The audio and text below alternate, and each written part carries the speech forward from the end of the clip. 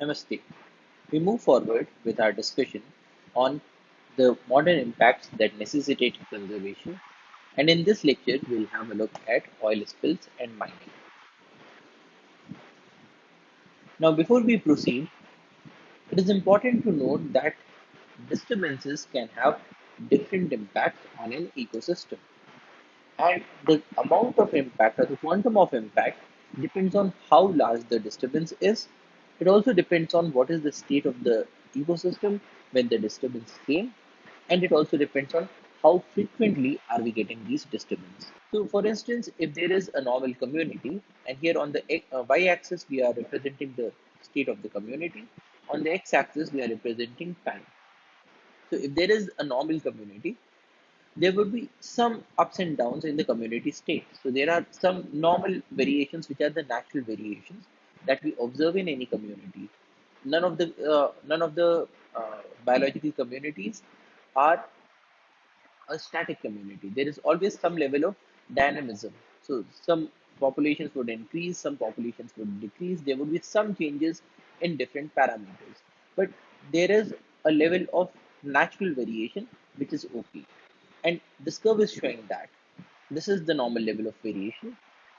And then if there is a single large and infrequent disturbance, LID stands for a large infrequent disturbance.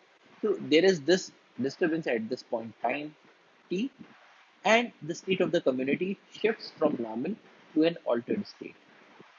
So from this normal curve, it comes down. But then, because the community was a normal community, it would have some level of resistance and also some level of resilience.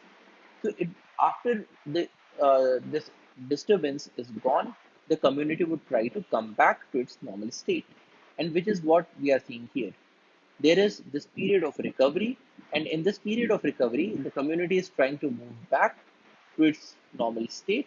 And after this recovery period, we find that there is this community has come back to the state where it was before the large infrequent disturbance. So, in short, if there is a normal community and there is a large infrequent disturbance, the community will shift from a normal state to an altered state, and after a time period for recovery, it will come back to normal.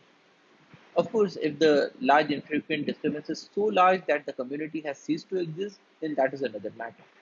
But in most of the situations, we observe that after a while, the community does drop back. Now, what happens if you have another large infrequent disturbance? So we are seeing a normal community here, and then there is this large infrequent disturbance. Because of it, it has come to an altered state. Now the community is trying to move back towards normalcy, but then you get another large infrequent disturbance. What happens then? So in a number of cases, it is possible that because of multiple disturbances, the community is now no longer able to come back to the normal state. And in that case, the community will remain at this altered state for quite a period of time. And it is also possible that the community never comes back to the normal state. So, the moral of the story is that if you have a normal community, it would be able to withstand a single or maybe just a few large infrequent disturbances. But if you give it a disturbance again and again and again, it is quite possible that the community will change completely. So it will become an altered community. It will have a very different set of species that are able to live in that area. Or probably it turns into an area which cannot support any further species. But this is what happens when the community is there in a normal state. What happens if the community is already disturbed from the beginning? So you have a community which is not normal, it is not altered, but it is somewhere in between. And it is continuing like this, and then you get a large infrequent disturbance. The community shifts to an altered state, and now it is no longer able to come back. Now, what can be the reasons for such disturbance to the community? Well, there could be many reasons, such as, say, pollution. So there is a community, so you are talking about a forest, for instance, and in this forest, there is such a huge level of pollution that most of the animals are already sick. or let us consider a lake. And in this lake, if we are dumping industrial effluents or say municipal waste, then there is so much level of disturbance that the lake community or the lake ecosystem is already in a very disturbed state. And if you have an ecosystem or a community which is already disturbed, you give it any further disturbance and it might not be able to come back to a natural state. Now, in this context, what are the large infrequent disturbances? Some very common large infrequent disturbances are things such as fires, such as a forest fire. So, if you have a forest and you get a forest fire, large number of organisms perish. But if you have a certain patch of forest that remains, then the organisms that remain in that area, they will be able to procreate, they will increase in their populations. The trees that are there, they would give off seeds, and these seeds would then repopulate the whole of the forest. These animals would then repopulate the whole of the forest. So in the natural circumstance, if you have a single forest fire, it's okay. The forest community will be able to come back. But then if you have a forest fire again and again and again, and especially if it's not a natural fire, a forest fire, if it is an anthropogenic forest fire. Now, in our country, we know that as much as 95% of the forest fires are of human origin. Now, if that be the situation in a number of areas, then it is possible that we are shifting the community from a natural state to an altered state. Another LID is storm or tsunami. Now, if there is a large storm or if there is a tsunami, then also we will observe that quite a number of individuals, quite a number of species perish in large storms or tsunamis. But if it is only a single incident, then probably the community will come back if sufficient number of individuals of the species remain in that area. Another large infrequent disturbance is an oil spill or things such as climatic extremes, in excess of floods, in excess of drought. So these are all disturbances that are large in nature and at the same time they are infrequent. We do not get a drought every year. Or things such as heavy pollution, especially one that is due to mining. Now, in the case of mining, a very huge quantum of toxic materials gets dumped, and that leads to a very large, infrequent disturbance in the form of pollution. Now, remember that when we were talking about multiple disturbances, it is not necessary that they should be of the same category. So it is possible that the first disturbance was, say, a forest fire, and the second disturbance was, say, a tsunami. So any of these large infrequent disturbances can play a role in bringing the community or the ecosystem to an altered state. And if you have multiple of these, then the community or the ecosystem will permanently come to an altered state and it will never be able to bounce back. So, and when we talk about a disturbed community, says that the community did not start from a normal, but it started from somewhere between normal and altered. Then these are the examples of disturbances. So a disturbed community could be one that is already diseased.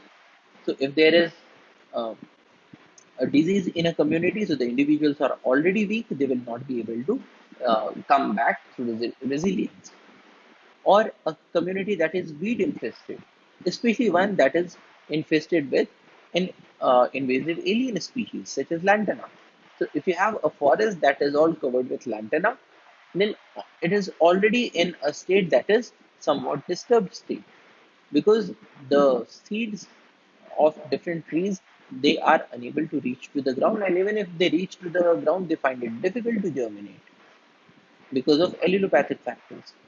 And even if they are able to, to germinate, then they are unable to grow because they are all covered with lantana. They are not getting sufficient sunlight. Now, in such a situation, if there is a forest fire, then we would have a situation where uh, large number of trees get perished, and also because we do not have a sufficient number of seeds that are there buried in the ground because of the lantana, then it is possible that the community will permanently come to an altered state. or a community that is facing competition from livestock, especially for grazing activities, or a community that is already suffering from pollutants, such as a lake in which we are dumping industrial effluents on municipal base, or a community that is already facing climatic changes, such as global warming. So all these are examples of disturbed communities, and disturbed communities are much more susceptible to the disturbances. And if you disturb a disturbed community further, then it is quite possible that the community will never be able to come back to a normal state. Now, in this lecture, we will concentrate on one such large infrequent disturbance, which is the oil spills. Oil spill is defined as the release of liquid petroleum hydrocarbon into the environment. Now, as we all know, the liquid petroleum hydrocarbon, petroleum, the word root is oleum is oil and petro is rocks. So this is the rock oil. Essentially, petroleum is made from the remains of animals that were buried millions of years back. And because of intense heat and pressure inside the earth, slowly and steadily they got converted into petroleum. So these are mined. So we drill holes into the earth and we extract these oils. And after refining, we get things such as petrol or diesel or kerosene or LPG and so on. Now, if this liquid petroleum, which was deep inside the earth, if it comes to the surface, either naturally or because of some accidents or intentionally. But if it comes to the surface and if it gets released into the environment, then we say that we have a situation of an oil spill. Now, this oil spill can occur on land or it can occur in water.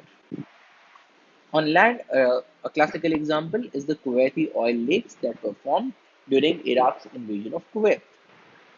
So in this case, the oil gets spilled over the land and it forms pools. An example of the marine oil spill is the Deepwater Horizon accident of 2010. So in the case of a marine oil spill, the oil gets released into the water. It may come to the surface, it may form an oil slick, it may spread to a large area, or it is also possible that that a portion of it gets dissolved or it gets sedimented. So according to the location, we have terrestrial oil spills and marine oil spills. This is how a terrestrial oil spill looks like. So this is an oil lake in Kuwait, and you can see that this large area of earth, it is uh, inundated with oil. So these are the oil pools that were formed. This is the Deepwater Horizon oil spill, and we can find that in this marine environment, you have a large amount of oil that is there on the surface. Now, on the basis of how it got spilled, we have three different categories of oil spills. We can have natural oil spills, such as the oil seeps in the Gulf of Mexico. Now, because the oil is found deep inside the earth, it is possible that some amount of it gets leaked. And this leaking oil will be known as a natural oil spill. An accidental oil spill is when nobody wanted to spill the oil, but then just because of an accident, it got spilled out into the environment, such as the Deepwater Horizon accident. And we can also have intentional oil spills, such as the Gulf War oil spill, in which case the armies may try, in the process of destroying the oil wells, they may spill out the oil. So it was done intentionally. The intention was to destroy the oil wells, and the effect was that the oil got spilled. Now, this is an example of a natural oil spill. So this is the Gulf of Mexico, and we can see that these lines are the oil that is getting uh, spilled out naturally. When oil gets spilled, quite a large amount of hydrocarbon comes out into the environment. So what is a hydrocarbon? A hydrocarbon is an organic compound consisting entirely of hydrogen and carbon, and they form a major chunk of the petroleum oil. So petroleum oil is comprised of a large variety of hydrocarbons, which are organic compounds made entirely out of hydrogen and carbon. So hydrocarbon, hydro is hydrogen and carbon is carbon. So these are some common hydrocarbons that we find in oil. We find alkanes, cycloalkanes, and also organic compounds such as benzene, toluene, naphthalene, anthracene, and so on. Now, on the basis of their specific gravity, are classified into groups 1 to 5. The group 1 comprises of very low specific gravity hydrocarbons such as kerosene. Now, very low specific gravity means that when these oils get released into a water environment, say a marine environment or a lake environment, then these are going to float on the surface of water. Group 5 comprises of very high specific gravity oils such as bitumen, and here the specific gravity is greater than 1, which means that when they get released into the environment, then they are going to sink. If they come into a water body, they will sink to the bottom. And group 2, 3, and 4 are there in between. So, this classification based on specific gravity is useful when discussing the fate of oil and the persistence of the oil spills. Now, hydrocarbons are also classified in one other way, which is on the basis of how they are formed. So, the first classification is petrogenic. Petro means rock, and genesis is formation. So, petrogenic means hydrocarbons that are formed out of rocks. So, they are derived directly from the mineral oils. Of course, we are not saying that there are rocks that get converted into hydrocarbons, but then these are the hydrocarbons that are directly derived from petroleum, that is the rock oil. So, these are petrogenic. Another category is pyrogenic. Pyro means heat and genesis is formation. So these are those hydrocarbons that are formed through heating, which is they are derived from incomplete burning of mineral oils. The third category is biogenic. Bio is life and genesis is formation. So these are those hydrocarbons whose formation is related to some sort of processing in life or in a living organism. So these are derived from biological processes that are acting on mineral oils. So what are these kinds of processes? What is the fate of oil in the marine ecosystem? So when oil gets released into the marine ecosystem, some part of it, especially the one that has low density or low specific gravity, that will come to the surface. Whereas the other portion that is of a greater density that will sink down in the form of sediments. So the first thing is that we find some portion floats and the other portion sinks. A third portion may even get dissolved in water. So there could be certain compounds in the oil that get dissolved in water. Also, we can have some amount of dispersion. Now, in the case of dispersion, we can have very small particles that remain suspended in the water. So, uh, and when you have this layer that has come to the top, we can have some amount that gets evaporated, especially due to heat. So there will be some portion that gets evaporated. Some other portion may be reacted upon because of air and because of light in a process that is known as photooxidation.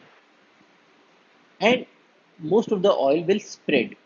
So when it spreads, it may even get into a beach, in which case we say that it has stranded into a beach, or it can spread.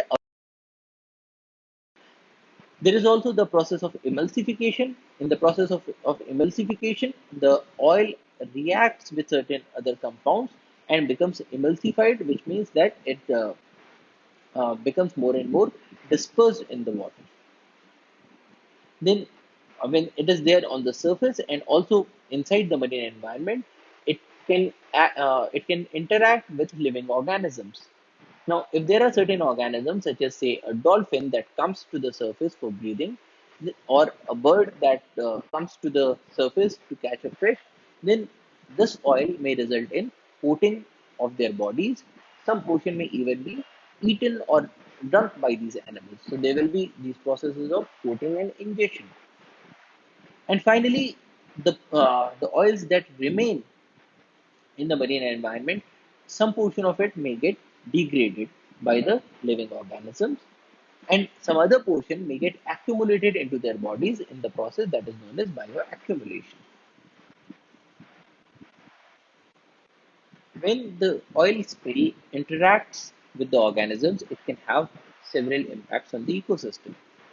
When the oil gets coated upon the bodies of the organisms, it may result in physical smothering, which will reduce the ability of the organism to move, to feed, and also there will be a loss of thermoregulation, which means that the organism will not be able to maintain its own body temperature. So it may die out of hypothermia or hyperthermia.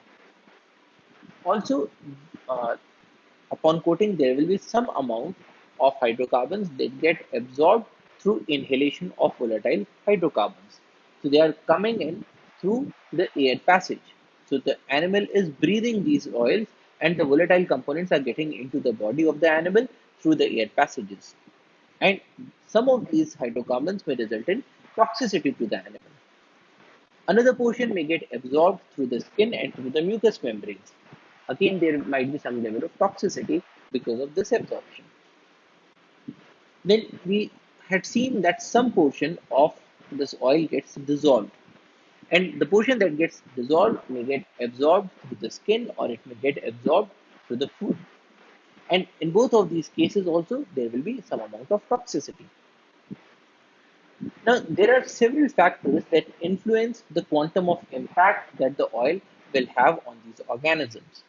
So, there are factors such as seasonality, the breeding season. So, if the oil spill occurs in a breeding season, then it is the season where the organisms need more amount of food because they are preparing to produce the next generation. So if it happens during the breeding season, then the quantum of impact on the ecosystem will be much greater. Or if there are eggs or juveniles that are present. So if the parents get to the marine environment to catch a fish, so suppose there is a bird that has laid eggs, and one of the partners goes to the marine environment to catch a fish, and its body gets covered with oil. Once it comes back and once it sits on the egg, then it is possible that the egg will also get covered with oil. When that happens, then because there is a chick that is developing inside the egg, it will also get impacted. Or if there are juveniles, because we have seen in a number of cases that very young or very old individuals are much greater impacted by any of these disturbances. So if you have juveniles, then the oil spill will have a disproportionate negative impact on the species. Then it also depends on whether the species is playing a key role in the ecosystem. So if there is an impact on keystone species such as mangroves, then the overall impact of oil spill on the ecosystem will be much greater. Now, what is a keystone species? A keystone species is one that has a function in the ecosystem that is disproportionate to its actual numerical abundance. So, for instance, if you consider an ecosystem and there are a few mangrove trees in that ecosystem, the roots of the mangroves will be providing shelter to n number of species of the marine environment. So, fishes will be using the roots to lay their eggs so that the eggs are protected from the predators. The frogs will be using this area.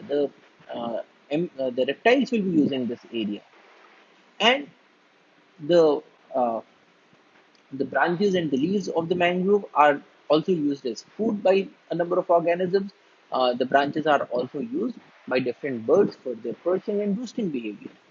Now, if mangroves get impacted because of the oil, then it will result in an impact on all of these different categories of organisms. So, if the species that gets impacted is a keystone species, then the overall impact on the ecosystem will be much greater. Then lifestyle factors also play a role. So animals with a long lifespan, and especially those that have a K-selected reproductive strategy, are more impacted. Now, what does that mean? What is K-selected? Now, in a number of organisms, we find that there are two major sorts of reproduction strategies. The first is known as an R selection or a rate dependent selection. So what happens in the case of an R selected species such as say mosquitoes? So every generation will have a very large number of mosquitoes. The parent mosquitoes will not take care of the offsprings, and there will be a large mortality in every generation. But still, because so many large number of mosquitoes have been formed, they have been produced, so even if a majority of them die off, the few that remain will lay so many number of eggs that the species will continue. So this is an R selected species. And if because of oil spill there is an impact on an R selected species, the impact will be much lesser because even if a few individuals remain in this species, the species will continue. On the other hand, there are certain other species that are constant selected or K selected, such as say elephants. Now, in the case of an elephant, each litter will only have a single offspring. So, in any uh, birth, we'll only find a single calf. Now, this single calf requires quite a lot of support from its parents. So the parents will have to provide it with food, the parents will have to protect it, the parents will have to train it. And it will spend a very long period of time with its parents. And ultimately, when it becomes mature, it will have sexual maturity at a very late age. And when it also gives rise to its offsprings, in every batch, there will be only a single elephant that gets born. Now, this is a K-selected species. The K-selected species emphasizes on parental care and it emphasizes on having less number of offsprings. Now, in the marine environment, there will be a number of fishes that are R-selected because each generation will be having, say, hundreds of eggs or say thousands of eggs. But then there are also species such as whales or dolphins that are K-selected because they only give rise to a single offspring and they do a lot of parental care. Now, if a species is K-selected, then the impact of oil spill will be much greater because a few individuals that remain after being impacted from the oil spill, they will not be sufficient to continue the species because they, in any case, will be having just a single offspring. So the lifestyle factors also determine what is the impact of oil spills on the organisms. Another factor is the health and condition of the organisms. If there are organisms that are already stressed because of some disease or if they are migrating, then the impact is much greater. And because of these factors, we connect two terms with the impact. The first is vulnerability. Vulnerability describes the likelihood that a resource will be exposed to oil. And the second term is sensitivity, which assumes that the resource is exposed to oil and then describes the relative effect of that exposure. So, for instance, a deep water coral, because it is deep inside the water, is not quite vulnerable to a surface oil spill because the surface oil spill comes to the surface, and so an organism that lives here is not that much vulnerable because it is not getting exposed.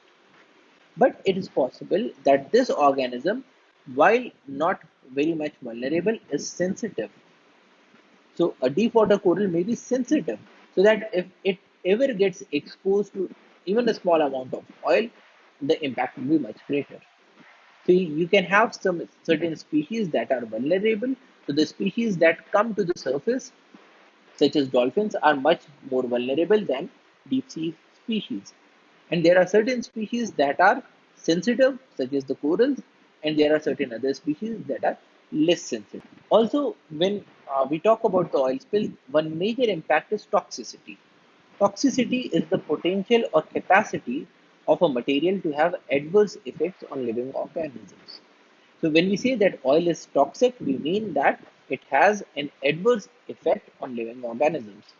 And this toxicity may be acute toxicity or chronic toxicity.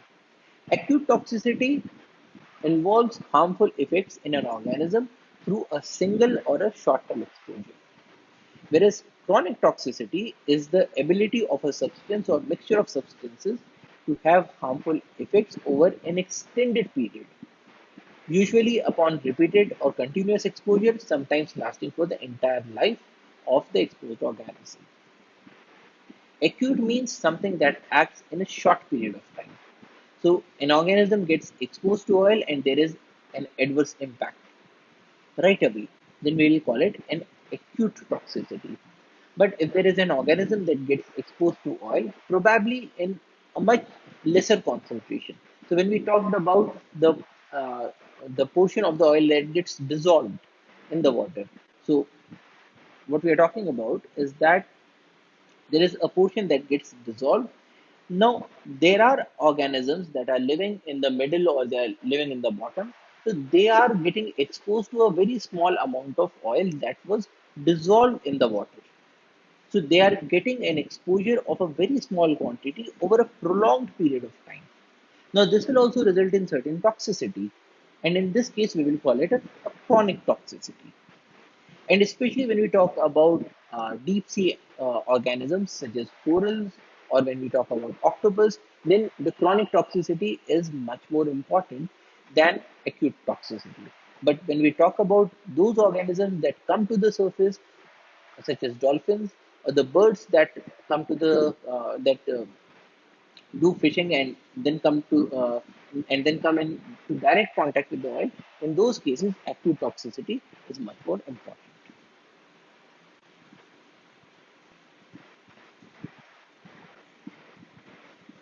Then we also define the term exposure. Exposure is the combination of the duration of exposure to the chemical and the concentration of the chemical.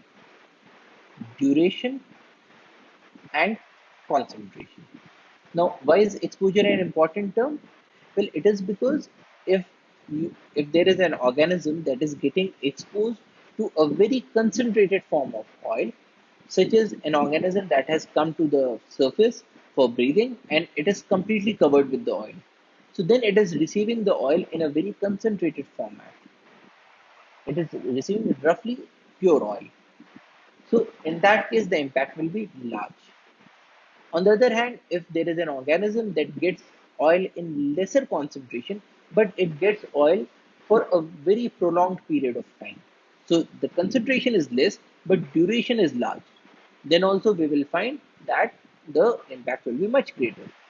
So, exposure tries to join both of these things together, the concentration of the toxic substance and the exposure or the time period for which the organism gets exposed to this toxic substance. So, a combination of both of these is known as exposure. And when we talk about exposure, we also talk about the exposure routes, which is the way the organism is exposed to the substance, which can include ingestion, which is the organism is eating the oil directly or it is getting the oil through its food, or absorption through the gills or through contact with skin. And we also define magnitude. The magnitude of a toxic substance depends on the sensitivity of the organism to the chemicals and is also a function of the concentration and the duration, that is the exposure. So essentially what we are saying is that if you have an organism that is exposed for a very less to a very less concentration for a very less period of time and is also very less sensitive, in that case the magnitude of impact will be less. But if the exposure is medium and the sensitivity is high, or the exposure is large and the sensitivity is high, then the magnitude of impact of oil will be much greater. And when the impact is large, then we may even see lethal effect. Lethality means death of the organism. So you have an organism that was exposed to a substantial period of time at sufficient concentration, and the organism is also sensitive, then it is possible that the animal will or the organism will die. In which case, we will say that the oil is having a lethal impact on that organism. But we can also have sublethal effects, which do not result in a death, but they result in a reduction of biological function or health, such as the ability to grow, ability to reproduce, or the condition of the skin. Now, whenever we find an oil spill, the lethal effects are much more pronounced and they are much easier to quantify. But the sublethal effects take a huge quantum of time to manifest themselves, and in a number of cases, we may not know, even after the passage of a few years or a few decades, about the complete impacts of oil spills that was there in different categories of organisms, which is why it is always prudent to avoid oil spills as far as possible and to manage them as soon as possible. Now, we also define terms such as bioavailability, which is the extent to which a chemical is available for uptake into the organism. And in the case of oil spills, it is closely related to the display of toxicity and the rate of biodegradation. So, bioavailability is the extent to which the chemical is available for uptake. Now, if the substance is bioavailable, which means the oil has been spilled out and so is now available for uptake, then we may observe bioaccumulation. Now, in bioaccumulation, the organism absorbs the toxic substance through the routes of exposure and it absorbs it into its tissues at a rate which is greater than the rate at which the substance is lost from the body. So it means that whenever the organism is taking oil through one of its exposure routes, the uh, the organism will be processing this oil in its body to remove its deleterious or harmful impacts. So there will be some amount of processing that happens in the liver, and then it will also be released out through the kidneys. Now, if the rate at which the organism is getting the oil is greater than the rate at which the oil is removed from the body, then we will have a net accumulation of oil in the body of the organism. And this is known as bioaccumulation. And we also observe in a number of cases biomagnification or bioamplification. Now, bioamplification or biomagnification is the increasing concentration of a substance, such as a toxic chemical, in the tissues of tolerant organisms at successively higher levels in a food chain. So what it is saying is that if there is bioaccumulation, so say the oil gets stored in the lipid tissues of the body, so the organism that is lower in the food chain, such as planktons, they will have a lesser concentration of oil in their bodies, but those organisms that eat these planktons, they will be getting the oil that is there stored in the bodies of so many planktons. So if we say consider a zooplankton that is eating up the phytoplanktons, the concentration of oil in the body of zooplanktons will be greater. And it will be further greater in the case of a fish that is eating up the zooplanktons. And even further, in the case of a fish that is eating up these fishes that were eating the zooplanktons. So as we move up and up the food chain, the concentration of the toxic chemicals, in this case, the chemicals from the oil, it goes on increasing. And we have demonstrated evidence of biomagnification, especially in the case of chemicals such as DDT. And you can observe that if the concentration is in water is as low as 0.01 ppm, the planktons have 5 ppm, the fish have 4 to 300 ppm, and the fish eating birds have 1600 to 2500 ppm. Now, the important thing here is that the planktons may not be impacted by such a low dose of DDT in their body. 5 ppm is a very small dose. But at this dose of 1600 to 2500 ppm, these birds will start showing symptoms and impacts of DDT in their body. So, biomagnification results in a greater concentration of the toxic chemical in the bodies, which results in a much greater impact of the toxic chemical in the bodies of these organisms that are higher up in the food chain. So we can also quantify the impacts on different animals. So the planktons are sensitive, and the oils may result in acute, chronic, and sublethal effects. However, they recover quickly because they have short generation times. But the seabed life, it gets ecologically significant concentrations of dissolved or dispersed oil. So it is not getting exposed to the soil, to the oil directly, because it is not there on the surface, but being in the seabed, it is getting dissolved or dispersed oil. But the impact is rarely below 10 meters. The subsea blowouts, on the other hand, this here we are talking about the natural oil spill. So the subsea blowouts may have a higher potential for seabed impacts in deep water, and sedimented hydrocarbons may also pose a risk to the bottom dwellers. So if you remember, here we said that a portion of the oil gets sedimented, and when it gets sedimented, then the impact on the life on the seabed is much greater. Then, in the case of fish, we see acute, chronic, and sublethal effects. And from the point of view of fisheries industries, we also see a phenomenon that is known as tainting. Now, tainting means that these hydrocarbons, even in very low concentrations, can be tasted or smelt in the meat. And when that happens, then people do not eat those fishes. And so the industry suffers a lot, especially economically, because the consumers no longer prefer these fishes. In the case of marine mammals that need to surface periodically for air, they get exposed to very high concentrations of oil. There is soiling of fur that impairs insulation and thermoregulation and also water repellence.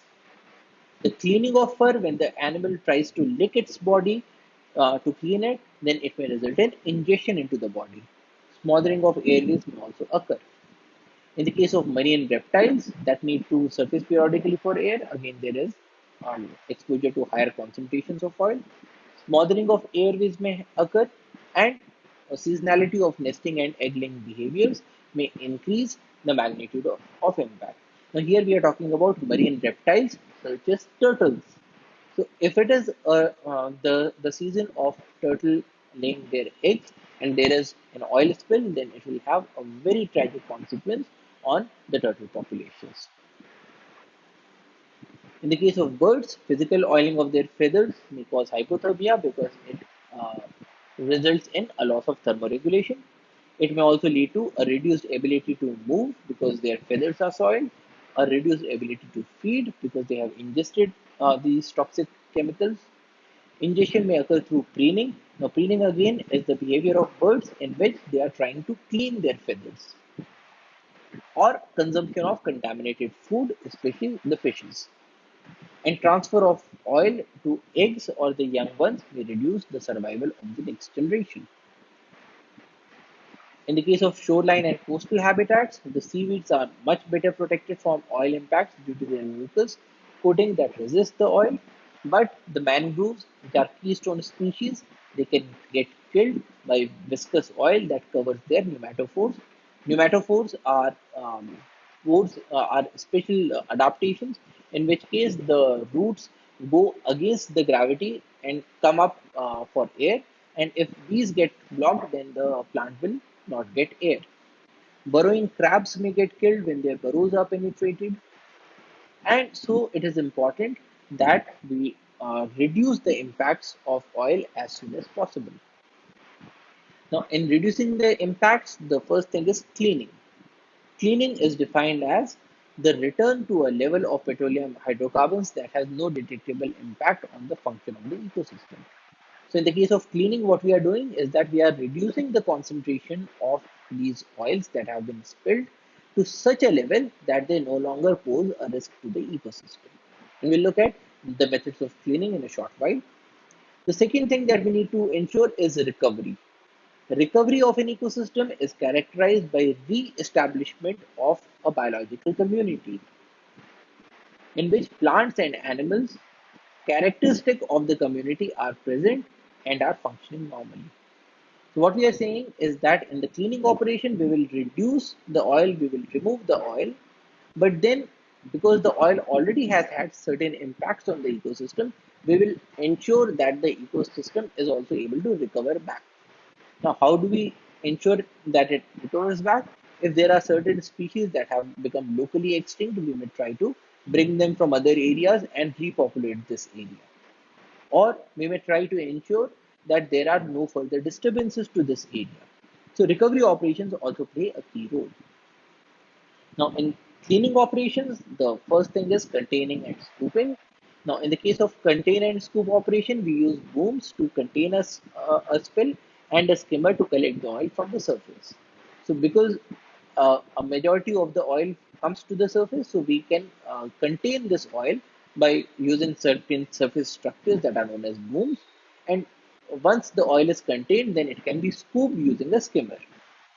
The second operation is burning, in which case the oil is uh, ignited on the site. The third is dispersal using chemical dispersants that break the oil into droplets, and that this leads to emulsification and facilitates the natural biodegradation. And a number of these dispersants are detergents, they are nothing else but detergents. Now, in the case of a detergent, it has a hydrophilic head and a hydrophobic tail. And so when there is an oil droplet, it will be surrounded by these detergent structures to form a missile. Now, in the case of a missile, all these tails are pointing towards the oil droplet, and all the heads are outside. So this ensures that this oil droplet, it remains in the droplet form, and it is able to disperse off well. And because it is small in size, so it can be acted upon by a number of organisms, especially microorganisms that can easily break it down. Or in certain cases, we just leave it as such, because even addition of dispersants or detergents can have a negative impact. And if you have a very small amount of oil spill, then it is also prudent to just let nature act, because there are so many organisms that will be acting upon this oil.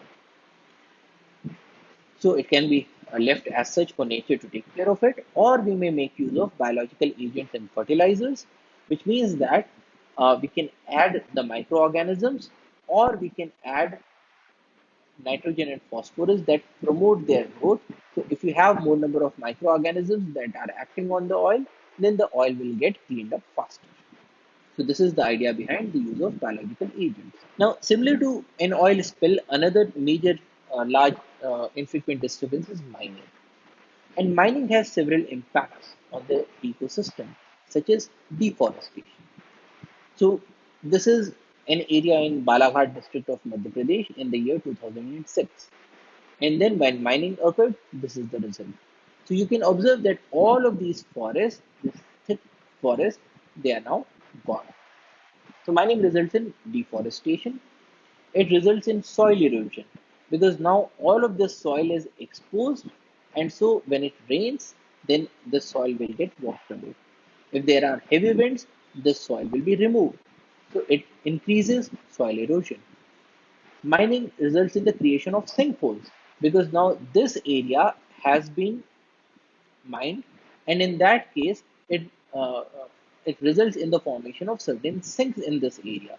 Now, these sinks can accumulate water in them, and they may accelerate the process of weathering of the calcium rich rocks in that area, which will result in the formation of sinkholes.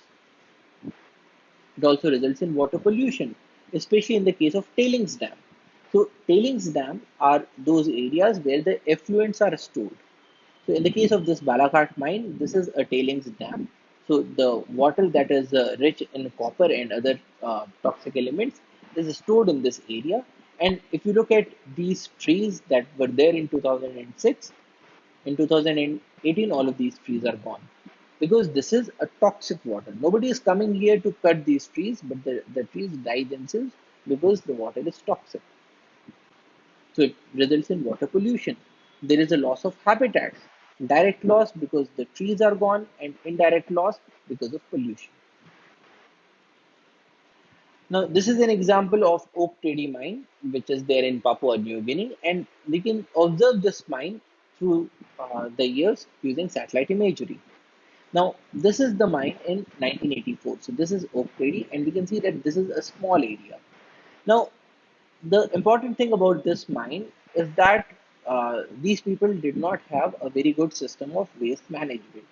So whatever effluents or whatever noxious chemicals uh, were created by the mining operation, they were just dumped into the river. So here we can see that you have this river, and we have rivers here as well. So any of the dumpings would be dumped into the river. So this is 1984. This is 1991. So you can observe that this area has grown in size. We are also seeing a small growth in this side. But then the important thing is that because of the polluting action of these tailings that were just dumped into the river, we are also observing that the trees around the river are dying off. This is the image in 1995. So you can observe that on both sides of the river, now there is a large portion of trees that have died down and the mine has increased even further. This is 1998. This is 2002. This is 2006. So in all of these cases, we are observing how these forests are getting destroyed. So from this 1984, we get to 2006. 1984 and 2006. So what is happening here is that the trees are getting lost. The mining area has increased. So here you can observe that the mine has increased in size 1984 2006. Then here as well, there has been deforestation. So this is an example of the impact of the mining operation on the local ecosystem. Now, because oil spills and mining have such a huge impact on the ecosystems, we require strategies to protect the ecosystems. The first strategy is to avoid setting up oil rigs and mines in especially vulnerable spots.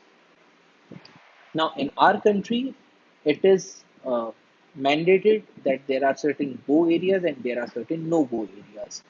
Now, certain no go areas, especially those that are there around the national parks or wildlife sanctuaries or tiger reserves, in those areas, if somebody wants to have a permission to set up an oil rig or to set up a mining operation, then this permission is frequently denied because these areas are especially vulnerable. If there is anything that goes wrong, quite a large number of species will die. In those areas where permission has been granted for oil rigs or for mining operations, we require better technologies to prevent the spills, better technologies to reduce the amount of pollutants that are generated, better technologies to ensure that all the tailings are disposed of properly without polluting the environment. So better technologies are required. We need to develop models to anticipate the spread. So if there is any oil spill in any area, which direction will it take? If you know the direction, then you can concentrate your cleanup operations or recovery operations in those areas. And so we need to have mathematical models that can tell us where to concentrate our resources. Similarly, if there is a mine that is being set up, we need to know where we can have situations of, say, landslides, or if the tailings are being put into a dam, then where this dam can break, where can accidents occur. So they need to be known. So we need to develop models to anticipate spread. We need to maintain rapid response teams and technologies because accidents can occur at any point of time, so it is always prudent to be better prepared. Utilize studies on long-term impacts and mitigation options. Now, we may not know everything, but there are a lot number of studies in a lot number of countries, and most of these studies can be implemented in the local situations as well. So it is always a good idea to make use of these studies and try to improve the degraded habitats. Because if a habitat is already degraded and if you give it one more disturbance, then probably the ecosystem will collapse, the community will collapse. So it is also important to improve the degraded habitats. Now, in improving the degraded habitats, we have certain options that are available with us. The first option is recovery or neglect. So in this case, we say let nature take its own course. We may ameliorate the degraded habitat, or we may even make it more degraded through such an operation. So when we say that we are following the route of recovery or recovery through natural means or of neglect, what we are saying is that if there is a mine that has been set up and the mine has resulted in a huge area of earth that has been excavated, then we just leave it as such. because we say that okay, nature will take its own course, the trees will come up, and in a short while it will be okay. Now it is possible that the site uh, may become better by itself with time, because the trees will come and occupy this area. But it is also possible that if we do not do anything, then because of heavy amount of soil erosion, this area will be even further degraded. Other option that we have is rehabilitation or reclamation, which is shifting the degraded habitat towards a greater value, though not necessarily the original state. So in the case of rehabilitation or reclamation, what we are doing is that we are not targeting to bring this degraded state back to the normal state. So for instance, in the case of a mine, the area that has been excavated, we will say that, okay, we are not aiming to bring it back to the natural forest, but probably we will bring it to, say, an artificial plantation, so that it is better than leaving the land excavated as it is, though it is not as good as bringing it back to the natural state. So this is the second option, which is known as rehabilitation or reclamation, where we convert it into where we shift the degraded habitat towards a greater value, though not necessarily the original state. If we aim to bring it to the original state, we call it restoration. Restoration is actively trying to return the habitat to its original state. So in the case of restoration, we are trying to bring it back to the same natural forest that was cut down for the mining operation. Another option is enhancement, which is improving the value of the habitat.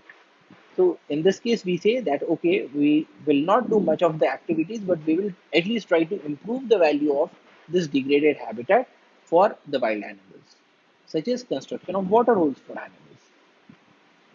Another option that we have is replacement, which is creating a new habitat in place of the degraded habitat. So, for instance, there was a forest that was mined. You have a mine pit, so you do earthwork and water filling and convert it into a marshy wetland. Now, this marshy wetland is a very different habitat as compared to the original forest, but this is at least a habitat for certain organisms. It is better than leaving it as it is. So these are the improvement options that we have. If you have this degraded habitat, say because of mining, you in a state of neglect, in which case it may remain degraded, it may further degrade, or it may improve to some extent. The other option is reclamation. Now, if in the case of reclamation, we try to change it, or we try to bring it to the original habitat, but not to the full way. The third option is restoration, where we try to bring it back to the original habitat. And we may even do an enhancement where we try to enhance its utility even further. A replacement, in which case we have converted this degraded habitat into a wetland habitat. So we are not trying to bring it back to the normal state, we are not trying to bring it back to a forest state, but we develop a different kind of a habitat. So these are the improvement options. Now, in the case of mine restoration, there are different methods that we can use, or different operations that we can do, such as flattening of waste dumps and landfills to prevent erosion. So in this case, what we are doing is that the waste dumps that are left out, so it is easier for water and wind to erode them. So we try to level them down so that the amount of erosion is reduced. We fill up the dug pits so that uh, uh, the amount of leaching of chemicals into the water table is reduced, because these are now filled up with the earth. Or we cover with a layer of clay to prevent access to rain and oxygen.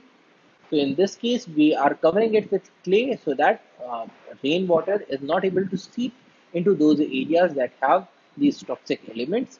And so we are trying to again stop the amount of, or reduce the amount of leaching into the groundwater. Or we can cover the area with a layer of topsoil and perform a plantation operation so that you have trees in this area. Or in the case of tailings dam, because they have a huge quantity of water, and they also have a huge quantity of these toxic elements, we may try to evaporate the tailings dam to concentrate the waste materials in that area, and once they have been concentrated to an extent, they may be removed from the area.